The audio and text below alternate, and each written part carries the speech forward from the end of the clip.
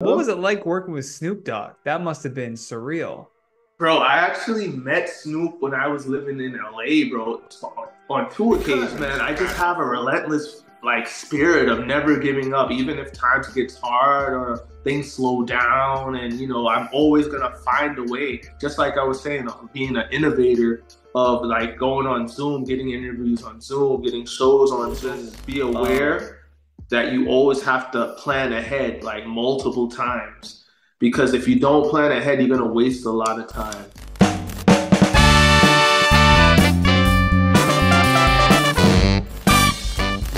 I mean, let's start at the beginning. Like growing up in Staten Island, like what made you get into music or choose that as the path? Were there people that were around you? Were they in it and that kind of influenced you, or was it more of an individualized path for you?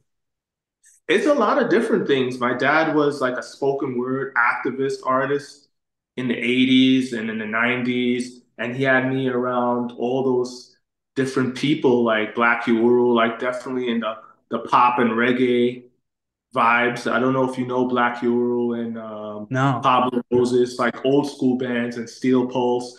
He was always bringing me to those concerts and those things and those places and around those types of people. So not only that, New York City is a mecca for entertainment.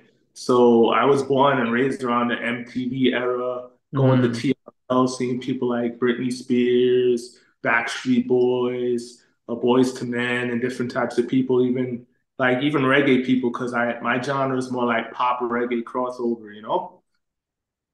Who would you say is like the sort of strongest influence for you in music? Like if I mean, I'm sure most people couldn't hear it, but for me, Yeah, example, I do comedy. And if I listen to my early comedy like tapes and stuff, I'm like, ooh, yeah. it kind of sounds like I'm doing like a Lewis Black or like a George Carlin. Like it feels like I'm trying to replicate that. Did you have anyone early on that you kind of felt like you were trying to replicate their sound before finding your own? I always liked the boy band sound. I always liked Backstreet Boys, NSYNC. On the R&B side, I liked Kenny Lattimore, Music Soul Child, Usher, and the list goes on, man. Because New York is Yeah. such a melting pot, and my vibe, bro. I even grew up listening to like pop rock, new metal stuff. I like stuff, people like Linkin Park, Nice. Incubus. So I'm a very eclectic guy, bro. But Yeah. my style is more pop R&B, reggae, dancehall. I think that's important though for every artist is to not be like beholden to one genre. I think it only improves you if you're able to like look around at what other people are doing. Like what blew me away was Choclair saying that he went and saw, I can't remember who it was, some like country artist when he was really Yeah. young. And he was like, yeah, it's just gonna be, like a guy standing behind a microphone strumming his guitar or whatever. And he's like, this guy's running up the rafters and like he's running back and forth on the stage. And I was just like, oh yeah, damn, I guess just watching a performance in general, if you're even interested in that, like it makes sense that you would sort of take what you like and kind of leave what you don't like for yourself. Exactly, man. Cause even as being like a comic yourself, right? Like, I know you probably look up to people like Jerry Seinfeld and Pete Davidson. Pete Davidson's from Staten Island. Yeah, I mean, He's maybe people funny. like him. Yeah, and I know a few other people that are from Staten Island too that do comedy. Uh, God, I think his name is Delisandro. He got a last name. He went to my high school. His last name is Delisandro. Oh, that does sound familiar. Yeah, he went to the same high school. I knew his brother and everything, but he's a huge comedian too, and he tours even Canada, all over the United States, and he's similar to you, bro. Like, so I mess with you guys, and you know what? When I went the last time I was in Canada, I met Dan Rue actually. Who? You know that guy, Dan Rue, Dancing Dan. No, He's kind of like a break dancer, but he kind of does comedy skits. I think he no. works in booth as well. Okay, cool. Yeah. Yeah. Yeah, no, I'm so used to like I was in Toronto for probably like 8 or 9 years around that doing comedy and then moved to Ottawa and now I'm doing it. So I'm kind of I get what you're saying of it's good to like bump around to different cities and see like what's going on, you know? Nice. Yeah, because as a comic, you definitely have to go to the different circuits everywhere, right? Yeah, and just experience like what is so different about that area or like learning how to adapt as well. But what made you want to leave New York for Texas? Was it opportunity? Was it curiosity? Well, at the time in 2012, I was a lot younger, so I'm the youngest of three, so I moved with my parents here before buying my own place. So I came here with them, and that's why I made the move out here because Mhm. nobody would think of moving to El Paso from New York City. Everybody's Yeah, like, yeah, "What are you doing?" Right? yeah. But when I came here, I spent like a year here, and I got a lot of gigs. I did like Minor Palooza, the festival for like the UTEP, which is Hmm. University of Texas, El Paso. So I did like big events and festivals there, and I got to do like news and press and media for my releases, and then eventually I moved on to LA, you know? Yeah, because it's a smaller pool, and that's what I think a lot of people don't think about when they're in entertainment. They think like, "Oh, I have to get to the big city in order for shit to start happening for me." And I'm like, not necessarily. It's almost better to like grind it out in a smaller place where Yeah. it's easier to get those connections. Like I grew up in a like small city called Brockville, which is like 4 hours from Toronto, an hour from Ottawa. It's in like this kind of middle area, probably like Oh, 22,000 people maybe. And but I could just message the radio DJ off of Facebook, and then be on the yeah. radio the next day to promote a show or something. Like if I tried to do that in Toronto, how many hoops I'd have to jump through, or like True. so it's almost better to start in like a smaller pond, become the big fish, and then move to a Yeah. place like LA or like New York City. Well, I mean, I started completely. I didn't move here to El Paso until I was an adult, bro, like in my early 20s. So I actually like was born and raised and started my career completely in New York City. And Stop. yeah, so I know exactly what you're saying. Yeah, yeah, yeah. But I ended up actually like transferring from LIU, which is Long Island University in Brooklyn, over to England actually. So I didn't only stay like I crossed the pond as well. Your next So song is yeah. called "I've Been Everywhere." No, it was just what it was, bro. It's just that when you're in New York City your whole life until like Yeah, your 20s and stuff, and then you experienced everything there. It's not like it's a new place for me. You want to go yeah, somewhere different, and yeah. I think that helped. Even though New York City is the melting pot, that helped my situation a lot, bro. No, no, entirely. And I think like going to a bunch of different places is going to only similar to looking at all the different genres of music, it's going to also improve your artistry, right? It's all experience. That's all that we really need. Different producers, different cultures, Exactly. bro. Like so much things, bro. I don't think I would like take it back if I had to do it over again. I would never stop traveling because traveling is your net worth and Hmm. it's your network. Actually, you could say both.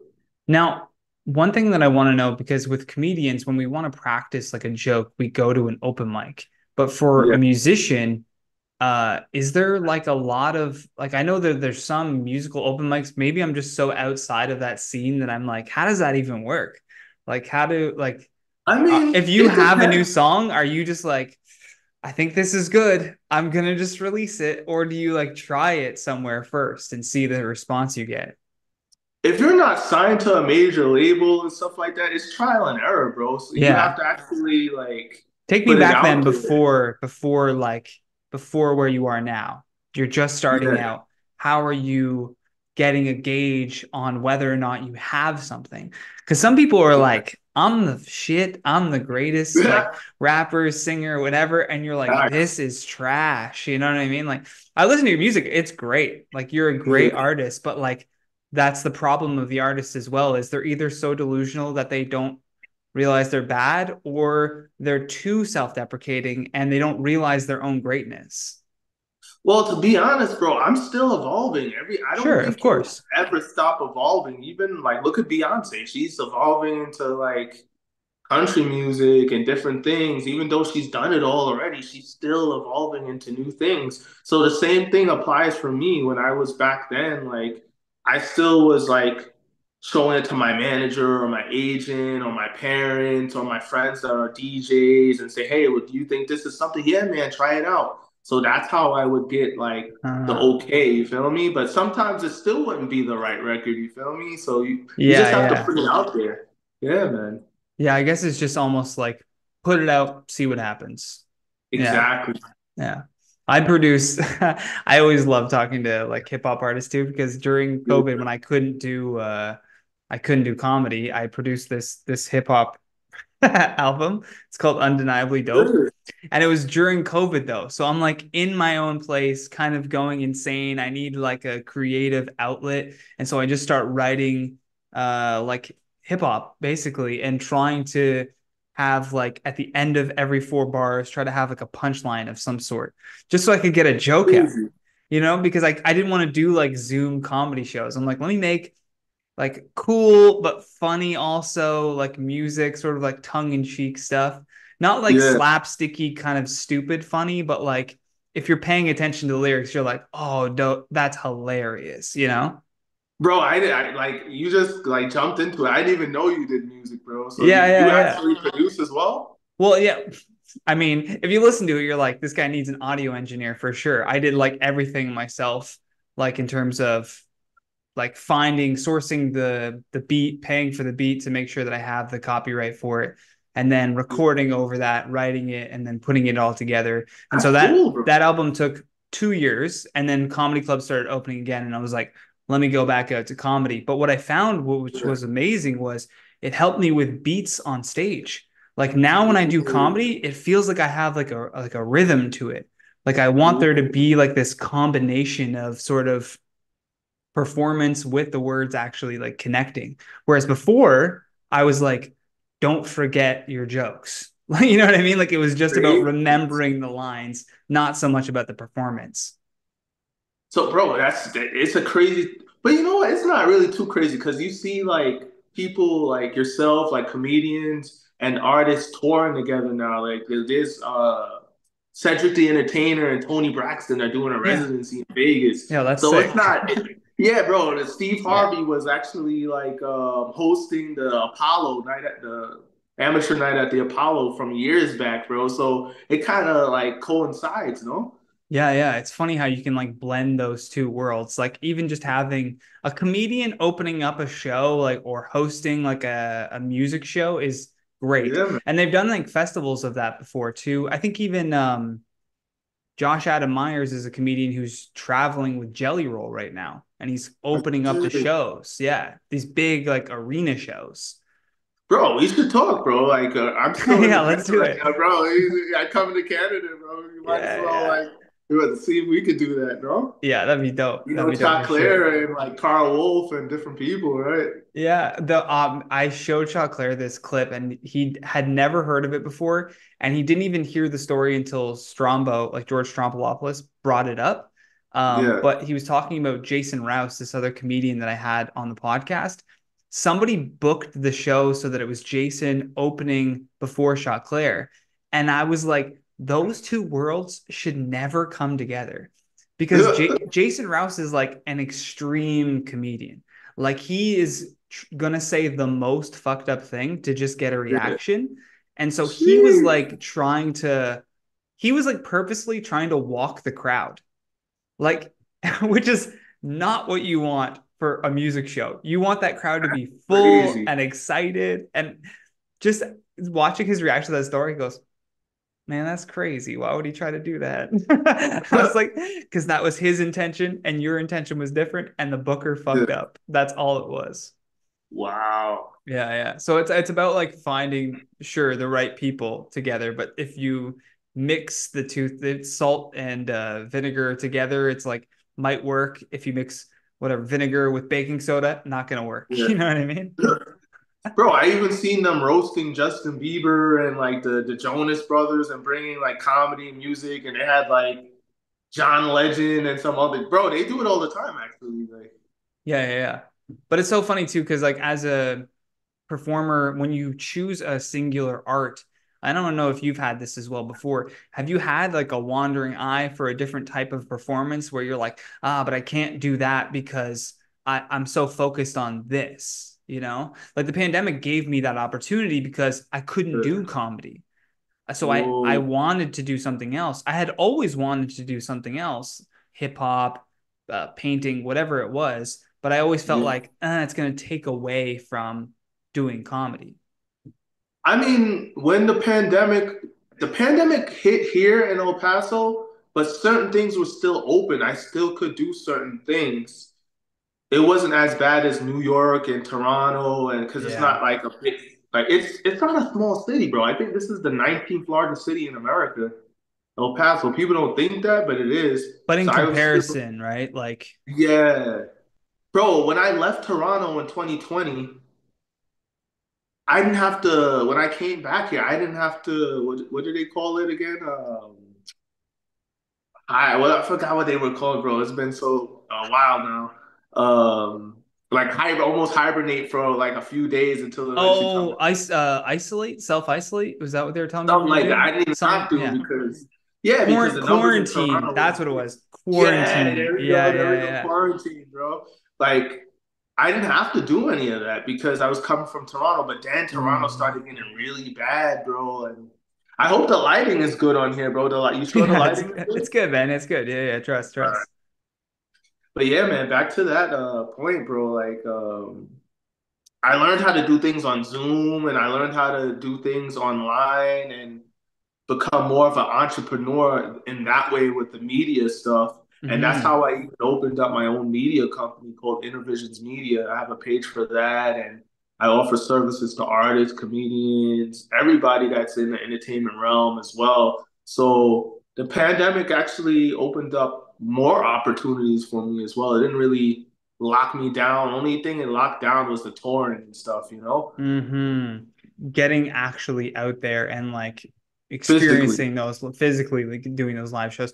But you know what? I feel like it's almost one of those things too where um I don't want to say like it wasn't good for everyone, for sure. Yeah, Right? Like it definitely wasn't good for everyone, but for some people it made them realize like what's important and what's not important, right? And it gave them a chance yeah, to focus on those things. Like Dave Chappelle said it on, I think, Rogan, where he was like, it made you sit in the house that you built and go, am I happy with this? yeah, man. And kind of like reflecting on it. And then for people who have like that entrepreneurial spirit, like yourself, you're like, I'm going to get after it this way where I haven't been able to Yeah, yet, you know, like you just seize the improvise. moment. Yeah. Right. It just we just improvised because I'm pretty sure they had like comedy shows that they were doing like live streaming, just like with the Yeah. artists. Yeah, bro. Like I'm pretty sure you just had to improvise and see if you could get paid that way and get the exposure that way and what have you, you know? Yeah. Now, your one word for the episode was relentless. Why did you choose Yeah. that word? Because man, I just have a relentless like spirit of never giving up, even if times gets hard or things slow down. And I'm always gonna find a way. Just like I was saying, being an innovator of like going on Zoom, getting interviews on Zoom, getting shows on Zoom, um, making money through media and marketing to feed different things while you're an independent artist. That's relentlessness to succeed in any way possible. So that's why I chose that phrase and that word. I love that too because it's such a like a strong word and like it's like a motivating feeling when you are like relentless in your pursuit for something, especially For as an success. independent for success. Yeah, yeah. Yeah, For bro. success, for like praise, whatever it is that you're looking for, or even just for finishing a project. Like sometimes I'll get so focused on something, I'm like relentless in like I'm not gonna eat, I'm not gonna sleep until this fucking thing is Nice. done. You know what I mean? It's almost like fasting, bro. And then doing all these Yeah. fasting workouts and fasting while working out and all of that. That's tough. It creates like a hyper focus, right? Like it creates Right. like a moment where everything kind of blurs around you and you can actually focus on the thing that you're working on. Especially now, there's so many ways to distract yourself. It's so easy to be, doing like even like a fucking DIY project in your house. You're like, oh, I'm gonna Yeah. paint this wall and you paint half of it and you scroll on your phone for a little bit. Like, Facts, bro. Matter of uh, fact, I painted that wall with that mirror. very nice. Yeah. Yeah, yeah, nice home, dude. You What was know? it like working with Snoop Dogg? That must have been surreal. Bro, I actually met Snoop when I was living in LA, bro, on two occasions at a 420 mansion party in Hollywood Hills. That's And I met dope. him, yeah, and the first time I met him when he was doing Snoopadelic at Anaheim, he was doing the DJing thing. But I met him first, like person to person at that mansion party. How did you Yeah, bro. get what was that day like? How did you get the invite to that? Like, did somebody bring you along? I had a manager, bro, Okay. there.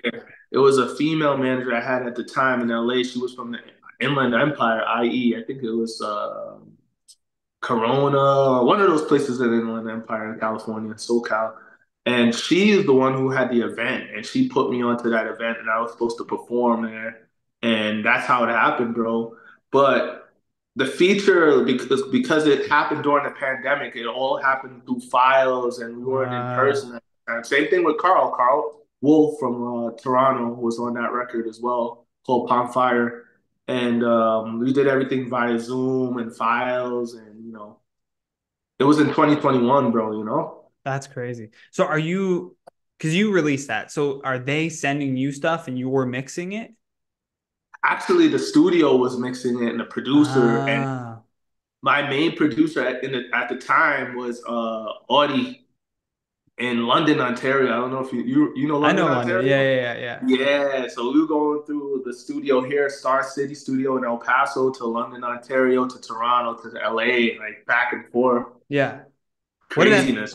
like getting the first, did you hear like the first couple drafts of the song before it released? Yeah, And bro, it was a lot of drafts, bro. oh, It okay, just didn't okay. happen like that. I had to send my vocals back and forth to the producer, and then it just kind of got spliced all together. And I had the hook, like the party animal, grind it on me, slow broke it down now, time in mommy, use a queen girl, top royalty. You know what I mean? And Yeah, it yeah, just went yeah. on from That's there. sick.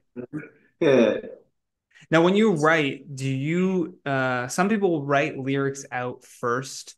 Some yeah, people listen to like for me when I was writing, I would just listen to the track like the instrumental on repeat yeah. and then sort of just like mumble nothing, and then words would start to like form out of mumbles. What was your sort of writing It's process? kind of a similar process to me, as for me as well, because I tend to write the hook first, bro. Before Mm. I get like the verses, I go into the hook, and once I get a strong hook, the verses just come like naturally, man. Do you write out like multiple hooks, like different things that you're going to try, or do Yeah, you, okay, of course, it's not yeah. just like, I'm going to take the first thing that comes out and try to make this work.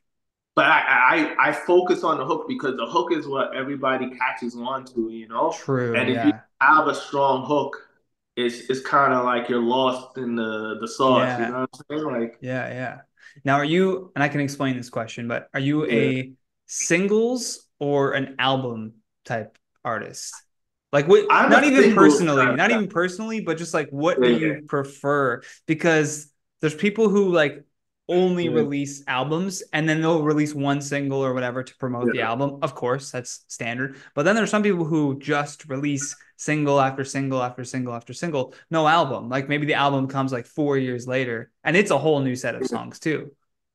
Well, if you look at my track record, I've been more releasing more singles, to be honest with you, because it's easier and it's faster just to keep on releasing new content and new content. But I would love to do a full album. I recently just did the EP called the Outset EP, and that was probably one of the longest pieces of work I've done in a long time. But I would love to do an album, bro. But I don't know in this day and age if that's really feasible without having a big team and what have you. And I'm working on all of those things. And probably in the near future, you never know. That might happen. That might All drop. right. You never know. Stay tuned, people.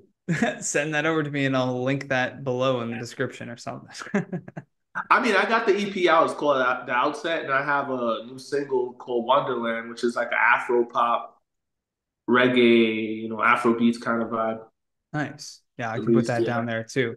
That so far in your, how long have you been doing music?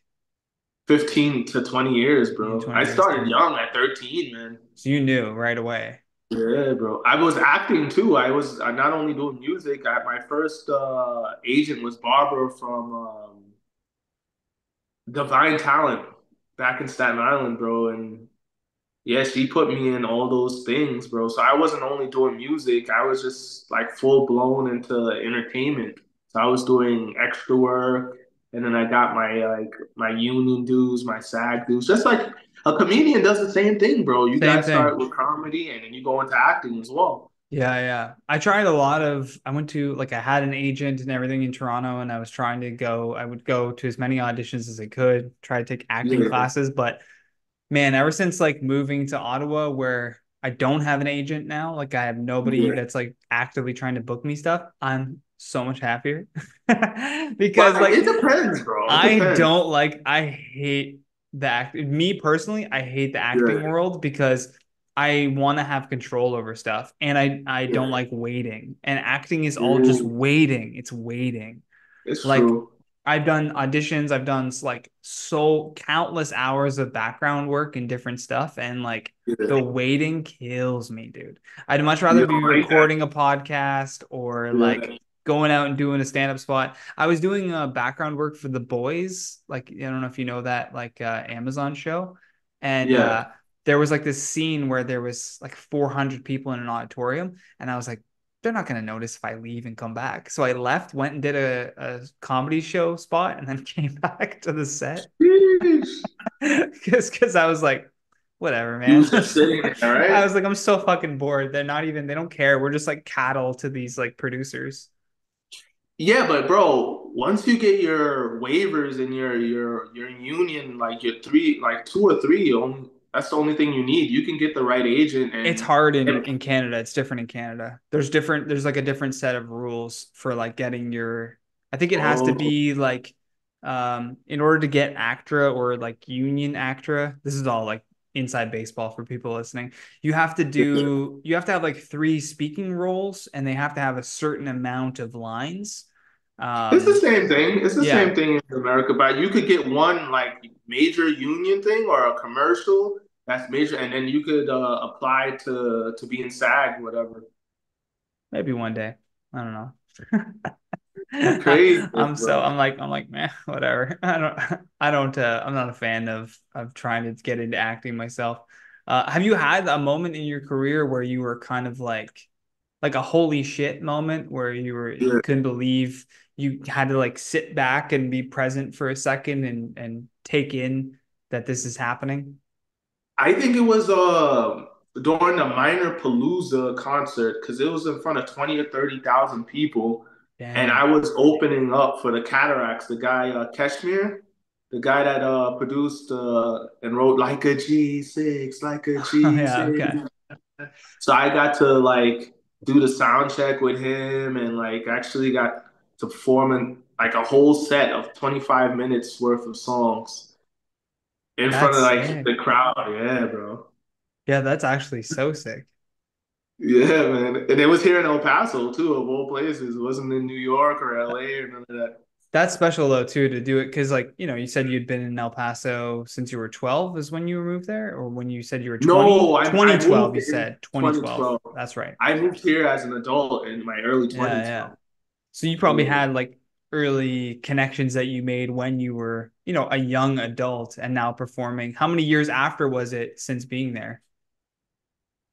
In what do you mean in New York or El Paso? The performance like since moving to, so you moved to El Paso I think, bro, it was 2 years in, bro. 2 years in? That's Because sick. you remember, I already did things in New York. I was born and Yeah, raised in New true. York. Started. Mm.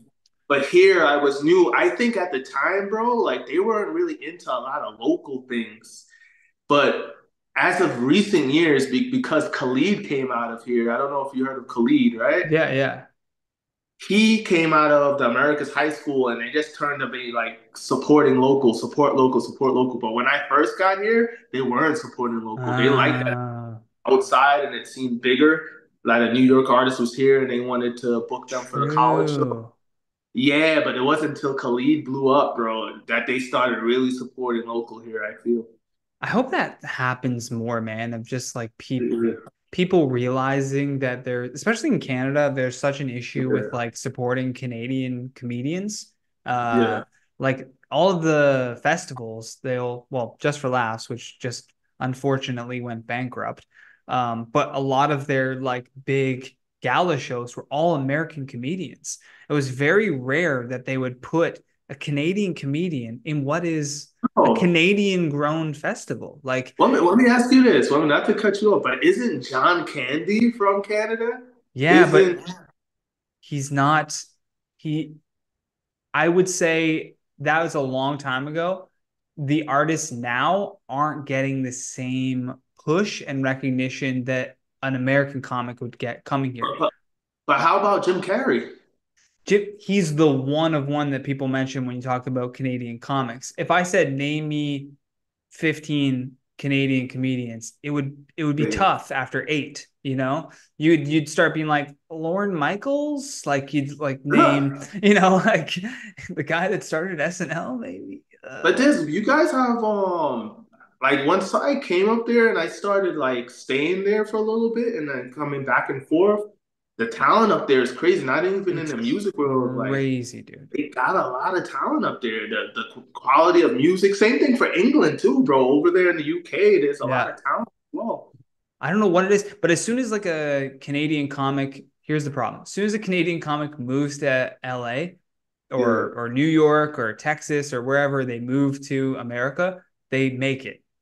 It's very rare that like a Canadian comic moves to America and then doesn't find some sort of success. And they're always like, "Where did you come from?" And they're like, "Well, I've been busting my ass in the north and to shows where there's no one there, you know?" I think it's just, you know what I think it is? Yeah, you might have to leave Canada and stuff, but it's all about networking, bro. Just like me, like I'm coming to Toronto and I went to London, Ontario, and different places, Hamilton up there in Ontario. And I just spread my wings, bro, and I just networked my ass off and It's I a just met hundred different percent people. that.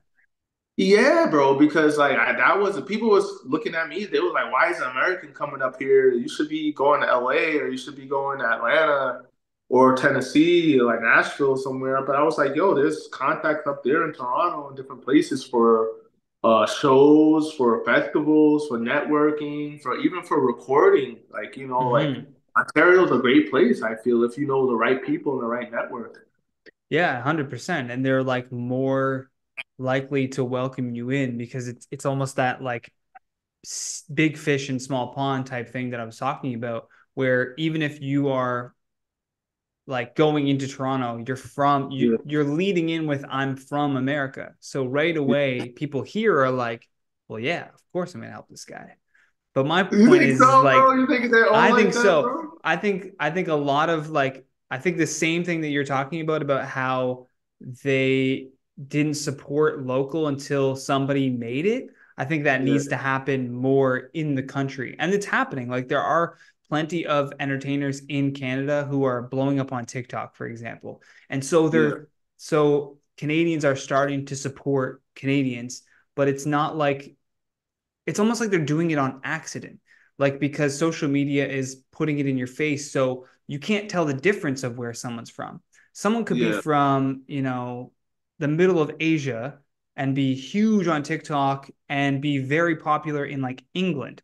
Like Russ, yeah, for example, just checked his he was like checking, I guess, his demographic on Spotify, and he saw that he had a lot of listeners in China, and he's like, yeah. fuck, why have I never been to China?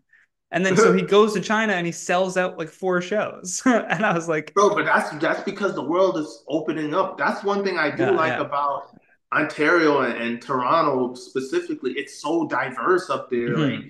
you find every kind of food, any type of female, any type of culture. I love Like that's the it, bro, second thing. Yeah, it's so diverse up there. I think it's yeah, even yeah. like even though you have less of a population than New York City, I think it's more diverse in Toronto than it is in New York City. I don't know why Uh, that is, but it's crazy. yeah, New York does feel like it's maybe a little more segregated based on like area. Like those people are from Brooklyn, those people are from, It's Chinatown, those true. people are It's from Little still Italy. diverse, but Yeah, not like Toronto. I don't know what it is about Toronto, but it's just like there's just everybody there, bro. I met cultures there I've never seen it like in New yeah. York. Yeah, you're like, I've never had a Rocky food. Let me see what that's that tastes like. Yeah, Craziness, huh? yeah, yeah. That food influencer just came to Scarborough in Toronto. I can't remember what his name is, but he's like great. He goes to like small like mom and pop shops and like does Yeah. a food review, and then their store like blows up with popularity because Is it Chef? he It's not Chef Dev, is it? maybe I'm not sure.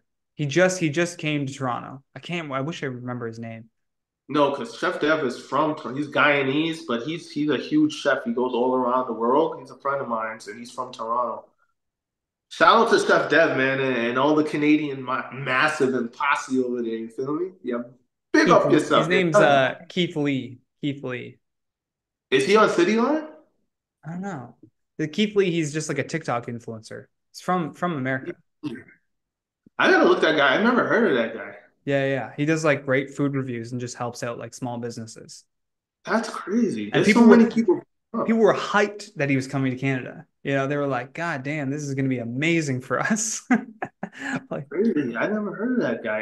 And I know all these food influencers and travel influencers, I guess, travel bloggers you would call yeah, them. yeah. I love that. That's crazy. Yeah. Now, another question that I always ask my guests is if you can make a phone call to 15-year-old Matt, give him a piece Yeah. of advice based on what you know now. So essentially, take what you know now and think about who you were at 15. What advice could you impart on your younger self? I would say just be more diligent on the team and the songs and like the earlier material that you put out there, and then also just be aware that you always have to plan ahead like multiple times because if you don't plan ahead, you're gonna waste a lot of time. So that's the advice I would give my 15-year-old self, and also just to be a little bit more diligent in certain areas of my profession because I wish I would have learned a little bit more about the business from an earlier age and picked up more instrumentation and different things earlier Mm-hmm. than now, Yeah, rather latter, I would say later down the line. I love that. Now, I Yeah. always I do this question sometimes. It just popped into my head, so I'm going to trust my interviewing instincts. I want to do the opposite to that now because this Yeah. is this is a video that will hopefully live on the internet for a very long time, provided nuclear apocalypse or what have you. Knock on wood. But Yeah. what would you say to 50-year-old Matt looking back on this now, I would say 50-year-old Matt. Like what advice I would give him or or just like, hey man, how's it going? Hope you accomplished X by now. I hope we're doing this. What? 50-year-old man, I would tell them just to, stay youthful, encourage the youth that's like below you, encourage the newcomers in the business or the entrepreneurship that that's in your lane. Encourage them to do better, encourage them to, help others in their lane and stay invested, stay fit, stay healthy, and invest in your health because health is wealth. Because once you get to that age, even prior to 50, you're supposed to more be into more fitness and health so that you have more longevity. So I would Mm-hmm. say just keep on investing in health and then keep on investing in things that are for the future and for the beyond. I love that too. Now, what Yeah. uh what do you have planned next? What's the next big thing that you're working on or excited about? So as you know, like I'm going to be doing this media run in Toronto this week. Yeah, I'm flying into Toronto nice. this Wednesday, and it's going to be for a week or so. I'm doing media runs, podcasts. I'm doing two shows, one at Lee's Palace, one at Free Play Toronto, and I'm gonna be doing radio shows at Reggae Runtings Radio there in Toronto, different down to earth podcasts as well. I'm gonna be doing a billboard appearance somewhere in Toronto. I think they Sick. might say Young and Dundas or one of those That'd be places. cool. A lot of things, man. So I'm getting ready for the media run. I haven't been in Canada for 4 years, so it'll be 4 years since I've been in Toronto. I think the last time I was in Toronto, I had the record with Shot Clear, which was Go On Get It and Cedar Rocks. And the last single I did with a Canadian artist, which is Karl Wolf, happened in 2021. So it's a long time coming for me to head back to Toronto and do some things. Nice, man. That's so exciting. Yeah, I'm man. going to share your social stuff here for people to check out. If you're watching on YouTube, thank you. Hit that subscribe button so you don't miss out. You can follow Matt on Instagram. It's Matt UJ Music. Correct. On Facebook, it's the same. On Everywhere is the TikTok, same. it's the same. On Twitter, it's the same. And on YouTube, it's Matthew Johnson. And go Yeah, to matthewjmusic.com. All these links are in the description below. But that's where you can get more information on Matt. Check out what he's got going on. Thanks for making the appreciate time, it. man. I appreciate it. Thank you for having me, bro. I Yeah, of appreciate you. course. Yeah, this is a fun conversation. And let's talk more about doing this comedy hip hop tour. Bro, I know. I guess I'm in the hip hop culture, but I'm pop reggae, bro. I'm Sure. a Yeah, pop yeah, yeah, yeah. crossover. But Music comedy tour. Yeah, yeah. yeah.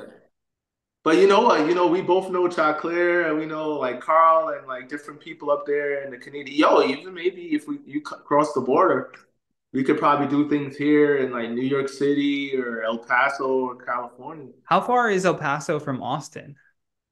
It is around 5 to 6 hours by car Oh, damn. Okay. and maybe an hour and a half by plane. Cool. Because I'm coming to Austin end of June, like first week of July to do some shows there. So yeah, maybe They have a comedy circuit here in El Paso. George Lopez comes here, and there's a lot of different people that come through here. It's in I think it's in near the Airway. nice. It's the airport. It's called Airway Road, actually. And there's a comic strip right there. You could actually do El Paso. Maybe I can find out. I know a comedian. I know a comedian guy, bro. Maybe I Hey. can link with him and link you guys. Yeah, yeah, yeah, maybe. Because then I could just like I bet a flight would be cheap to go from Yeah, bro. Austin Cheap. to El Paso. Yeah, yeah, yeah. That'd be cheap for sure. And if you Nice. need, bro, I could book you the flight, bro. Like if it's cheaper for me to book it, whatever. Because I know for Canadians sometimes it's more expensive up Yeah, here. yeah, yeah. Just because of the currency conversion, I guess.